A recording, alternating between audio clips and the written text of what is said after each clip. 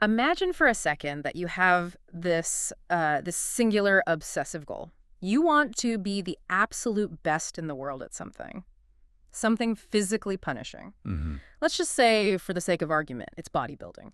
The logical assumption is that you have to outwork everyone, right? It's the standard equation we're all taught, Mhm. success equals effort times time. If you're not bleeding, you're not trying. Exactly. You just assume you need more hours in the gym, more total weight lifted, more miles. Mhm. You just grind until you collapse. The person who stays longest, who turns off the lights, they win. Right. But what if I told you that one of the most dominant athletes in history, a guy who didn't just win but he revolutionized the sport, Yeah. did it by doing less? It sounds like one of those late night infomercials, doesn't it? Get ripped in 20 minutes a week. Yeah.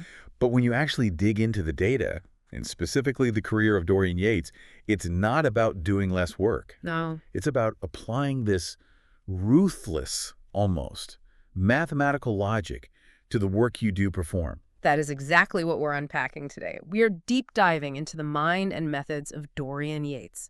He's a 6-time Mr. Olympia, a legend in the bodybuilding world, and they called him the Shadow. And that name wasn't just, clever marketing. Right. While everyone else was on the beaches of Venice, California, soaking up the sun and the paparazzi, Yeah. he was in a freezing cold basement in Birmingham, England. He would effectively just disappear for a year. He'd emerge, completely dominate the competition, shock everybody, and then poof, vanish again. And to unpack all this, we're looking at a huge conversation he had recently with Dr. Andrew Huberman. And it's a great pairing because you have Huberman, the neuroscientist, trying to sort of reverse engineer the brain of Yates, the physical anomaly. And the mission for this deep dive is to get past the surface level stuff. We're not here to talk about spray tans and posing Yeah. trunks. We want to figure out how to apply his intensity, what he called blood and guts, to our regular lives. Mm-hmm. And we really need to understand the science of his efficiency. Because he claims you can change your body with a surprisingly small amount of time if you're smart about it. And maybe the most surprising part is his second act. Because the Mhm. guy who built his life on being a mass monster, a physical giant, is now a spiritual explorer using psychedelics in the Amazon. Just a wild trajectory. It really is. But I think we have to start with the physical, because that's where he just turned everything upside down. Back in the 70s and 80s, the Arnold era, the rule was volume. High volume. You go to the gym for 2 hours in the morning, 2 hours at night, 6 days a week. It was basically an endurance sport with weights. Exactly. The wisdom was that you needed to pump the muscle full of blood for hours to make it grow. It was all about accumulation, how many sets, how many reps, how much time. And then Dorian Yates comes along and basically says, this makes no sense. He treated his body like a lab, a controlled experiment. He looked at the actual biology and realized that, more time doesn't necessarily mean more muscle. In fact, it might mean the opposite. Which is so counterintuitive. It is. He adopted and refined this philosophy called HIT, high-intensity training. Okay, HIT. Now, we have to be careful here because that term gets thrown around a lot today. People think of circuit training or CrossFit. Right, just getting sweaty. Just getting sweaty. For Yates, it meant something very, very specific. He separated the idea of stimulation from recovery. Okay, that's the key distinction. I want you to really break that down because I think most people just lump them together. So think of it this way. Stimulation is the spark. Recovery is the fire that actually builds the house. He uses this great construction analogy. Okay. Imagine you want to renovate a room. You go in with a sledgehammer to knock down a wall, that demolition. That is the workout. So the workout isn't the building phase, it's the damage phase. Precisely. The workout is trauma. You're creating micro tears in the muscle. But once that wall is rubble, you need the bricklayers to come in and build it back stronger and bigger. And that's recovery, sleep, nutrition, all that. Yes. But here's the logic trap everyone falls into.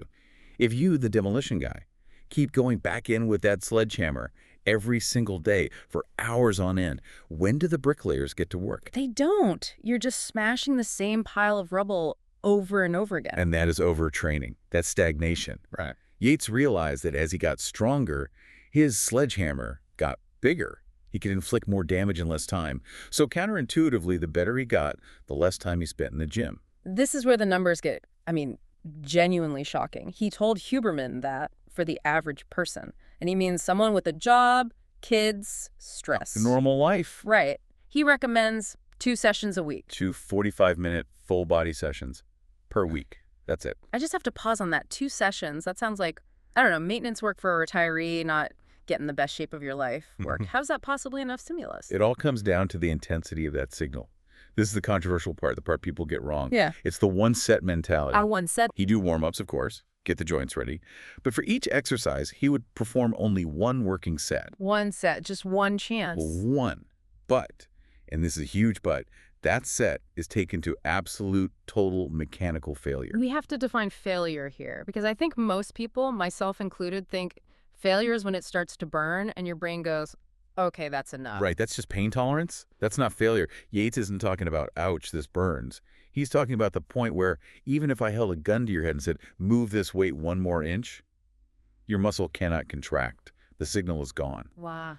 You'd often need a spotter just to help him finish that last rep to make sure the muscle was just completely, deeply exhausted. So the logic is, once you've triggered that, you've sent the grow signal, the light switch is on. Exactly. The signal is binary. It's on or it's off.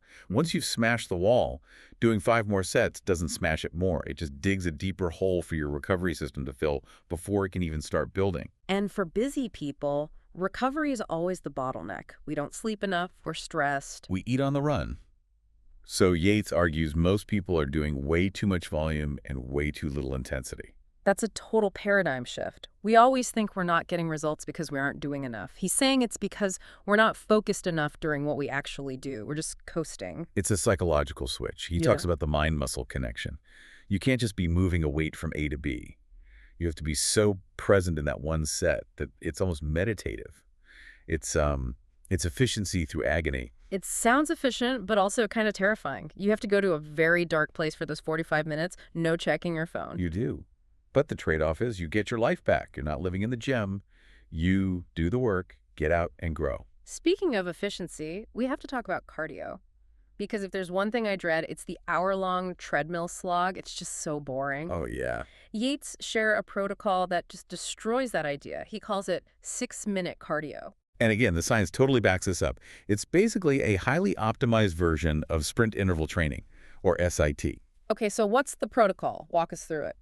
He uses an air bike, you know, one of those bikes with the moving handles. Yeah, the assault bikes. Right. But you can do this running or rowing. You warm up for a minute, then you go all out for 20 seconds. Yeah. And when he says all out, he means like the devil is chasing you.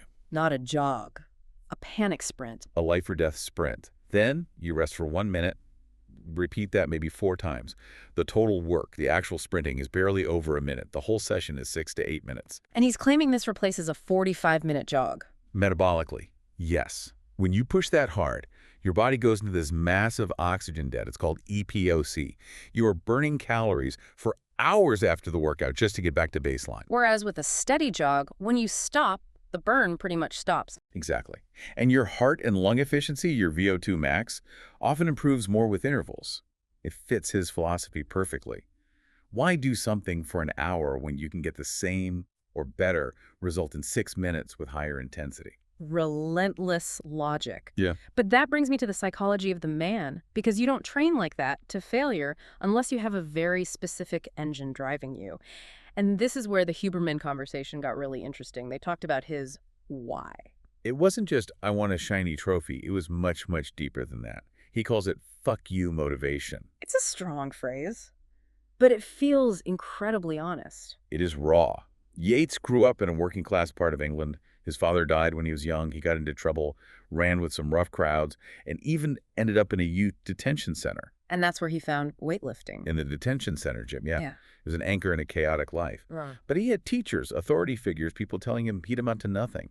And instead of letting that crush him, he weaponized it. He says he would literally visualize those people, those specific doubts, during his sets. He used that anger as rocket fuel. He calls it alchemy, which I love, taking this like negative, destructive energy and turning it into something constructive. It's a dangerous fuel, though, if you don't contain it. It can burn you up. Yeah. But he had this incredible discipline, this tunnel vision. I mean, think about it. He wins Mr. Olympia. He could have moved to Venice Beach, signed movie deals, lived the celebrity life. But he didn't. He went right back to Birmingham. Back to the rain and the gray, to the same gritty basement gym, temple gym. Yeah. He knew that if he got comfortable, he would lose his edge. He needed that environment to keep that fire burning. There's one detail he shared that I think just perfectly captures this. It's borderline OCD, but it explains so much. The ironing ritual. Ah, yes, the ironing. This is such a great window into his mind. So picture this. A 260-pound monster of a man standing in his kitchen, meticulously ironing his gym t-shirt before a workout. Why would he do that? It seems absurd, right? But for him, it was about control. He said he read a study later that repetitive tasks like that can lower cortisol, the stress hormone. But for him, it was a ritual. He was putting on his armor. It was a signal to his brain. It's time. Exactly. It was the transition from Dorian the guy to the shadow. By the time he put that crisp iron shirt on, the switch was flipped. He was going to war. But that mental game gets tricky when you actually win. He talked about how hard it was to shift from being the underdog to the favorite. This is a trap that catches so many people. When you're the underdog, motivation is easy. You have everything to gain and nothing to lose. But when you're the champion, Suddenly you have everything to lose. and the fear of loss is a different kind of motivator. It's heavier. It creates anxiety. He couldn't use the "nobody believes in me" story anymore because everybody did.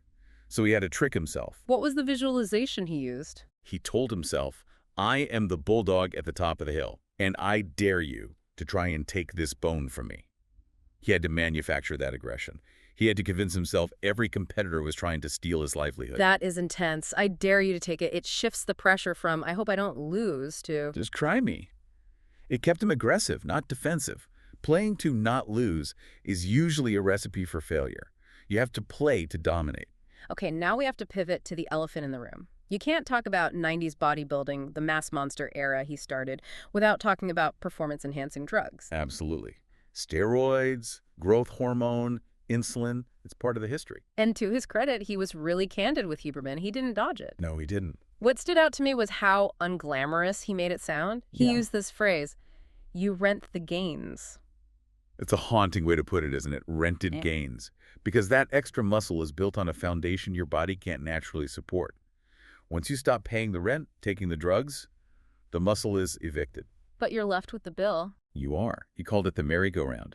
You get on, you feel like a god, but you can't stay on forever. When you come off, your natural hormones are crushed. You crash. You lose the muscle. You get depressed. You feel small. And the temptation to jump back on is overwhelming. It's a psychological addiction. But he actually said steroids weren't the scariest part.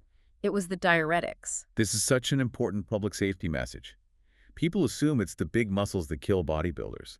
Usually it's the water manipulation. Diuretics are pills that just flush water out of your system to get that dry, shrink-wrapped look on stage. It's basically purposeful extreme dehydration. It's control heart failure. You're messing with the electrolyte balance of your heart. Yates was very clear. The fatalities in the sport on show day historically come from diuretics, not the steroids. The margin for error is zero. And yet, despite all that, there was one health revelation in this deep dive that just floored me.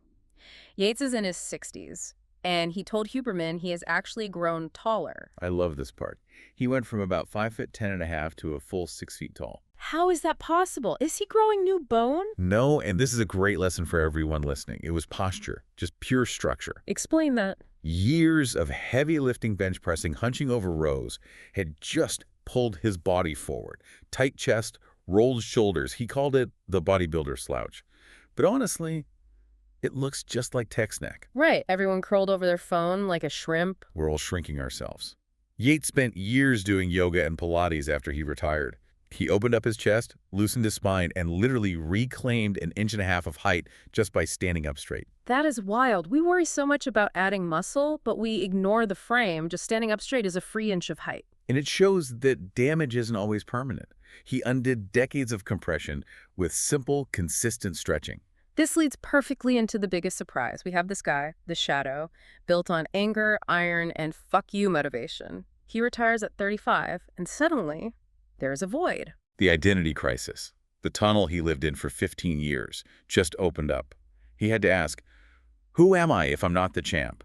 Who is Dorian Yates without the muscle? And instead of just opening a chain of gyms or something, he went in a completely different direction. He went to the jungle, started exploring psychedelics, DMT, and ayahuasca. It's a fascinating pivot. From exploring the outer limits of the physical body to the outer limits of the non-physical mind. He described his DMT experience in these really geometric terms, like he saw the code behind reality. He felt like everything was connected. But the ayahuasca was more practical for him. He used a computer analogy that just fits his logical brain perfectly. He called it defragging the hard drive. I love that. For anyone who remembers old computers, you had to defrag them to organize the files and make it run smoothly again. Right. He realized his brain was just cluttered. All that trauma, the anger, the aggression he cultivated, those were corrupted files. They were useful programs for the shadow, but they were malware for Dorian, the retired human. He needed to wipe the slate clean. He did. He had to process all that and let it go. Yeah. And the core realization he came to is beautiful. He said, we are not a drop in the ocean. We are the ocean in a drop. It's a classic spiritual concept, but hearing it from Dorian Yates it hits differently. It really does. Because his whole career was about being the most separate, the biggest individual on stage. He built a fortress of muscle to separate himself from everyone. And his ultimate peace came from realizing he isn't separate at all. It's almost like he had to completely conquer the physical world before he could let go of it. Precisely. And if you look closely, you see the same core trait driving both phases of his life. It's that relentless curiosity and logic. He experimented with HIT to see how big he could get. He experimented with ayahuasca to see how deep he could go. The vehicle changed, but the driver stayed the same. The driver was the same logical, intense explorer. So bringing this all back to us, we're not trying to win Mr. Olympia, maybe not heading to the Amazon next week. What's the takeaway here? I think the big takeaway is essentialism. Whether it was training or spirituality, Yates stripped away the noise. In the gym, he stripped away the junk volume, the 2-hour workouts that were just habit, and focused only on the one set that created the signal. Quality over quantity, intent over duration. Exactly. And then in retirement, he stripped away the ego to find peace. It's a real challenge to our own routines. Do you really need to be at work for 2 hours if you could get the same result in 45 minutes of total scary focus? Do you need to jog for an hour if you can sprint like a demon for 6 minutes? Most of us are coasting. We're doing the junk volume in our lives and our workouts because it feels productive, but we're not actually picking up the sledgehammer and smashing the wall. So here's a thought to leave you with. Yates realized later in life that his entire bodybuilding career, all that pain, all that discipline, was really just training for his spiritual life. The gym was a boot camp for the jungle. Right. He couldn't have handled the spiritual work without the physical boot camp. So ask yourself, what is your current obsession preparing you for? What if the thing you're grinding on right now isn't the end goal? What if it's just the boot camp for a second act you haven't even imagined yet? That is a profound question. It completely reframes the struggle. Something to chew on while you go try those 20-second sprints. Seriously, try them, but maybe don't eat right before. Definitely not. Good luck with that. Thanks for listening to The Deep Dive. We'll see you in the next one.